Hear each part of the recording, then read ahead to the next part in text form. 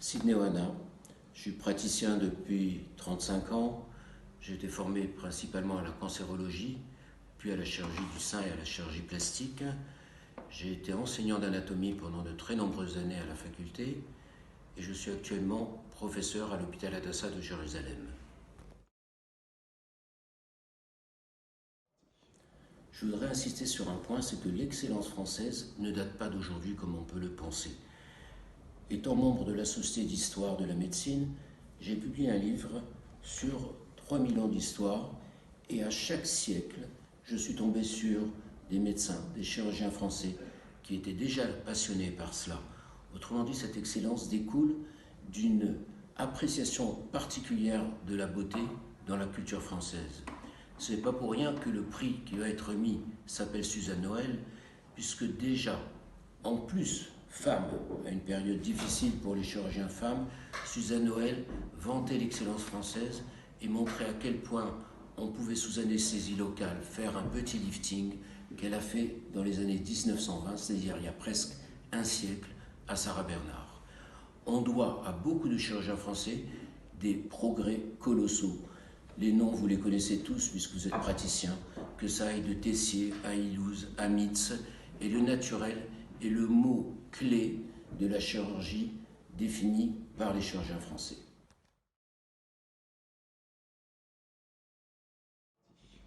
Alors évidemment, l'événement marquant de cette année, ça a été le Covid. Ça nous a amené à réfléchir. Pendant ces 2 mois de confinement, on a tous pu observer la société. Et moi, j'ai décidé de mettre à profit ces 2 mois de confinement pour écrire un livre qui parle de la façon dont on a réagi pendant ce confinement. Et ça a fini par être un titre particulier qui s'intitule « La chirurgie de l'âme », car il sort chez Plomb dans quelques mois.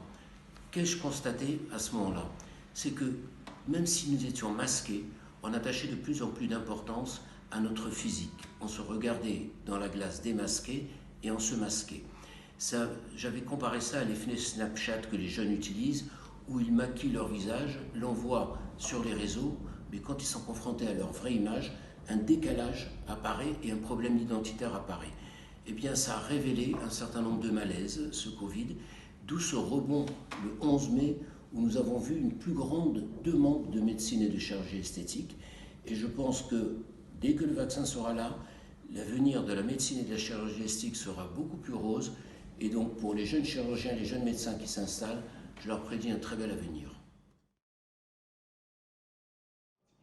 En 2021, il faut rester sur la lancée que nos prédécesseurs ont établie, c'est-à-dire faire des actes moins intrusifs, tout en obtenant un résultat de plus en plus naturel.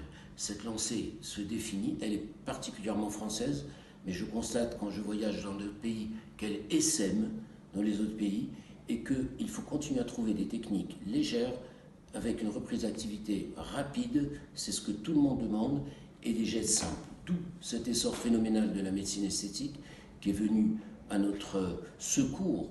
Grâce au Botox, on arrive à éliminer le besoin d'une chirurgie esthétique du front. Grâce au lifting naturel, on sort dans l'après-midi, ça peut se faire sous anesthésie locale et reprendre le travail beaucoup plus tôt que prévu. Je prédis beaucoup d'avenir à ces techniques-là et à cette conjonction entre la chirurgie et la médecine esthétique. Sur le plan capillaire, la technique de Choi, sur laquelle je viens de publier, est une vraie révolution. Avec une seule aiguille, on arrive à prélever et à injecter le cheveu. Là encore, ça résout un gros problème. En attendant, la culture des cheveux, les techniques régénératives, l'anti-vieillissement qui progresse, donc un bel avenir pour 2021. Je suis très honoré que vous m'ayez choisi pour faire le discours d'introduction. Ce ne sera pas un discours technique, j'aimerais élever le débat. Il faut que vous sachiez que lorsque l'on touche une pointe de nez, lorsque l'on fait une injection, eh bien on touche à l'identité profonde de nos patients, que c'est véritablement à leur âme que l'on s'adresse. Et m'est revenue la lecture d'un livre en 1980 du prix Nobel Crookes qui se posait la question de savoir si l'ADN avait une âme. Eh bien moi, ce que j'en conclus de tout cela, c'est que quand on fait de la chirurgie et de la médecine esthétique, on s'adresse à l'âme, et je voudrais débattre davantage du côté philosophique, mystique et religieux de notre pratique.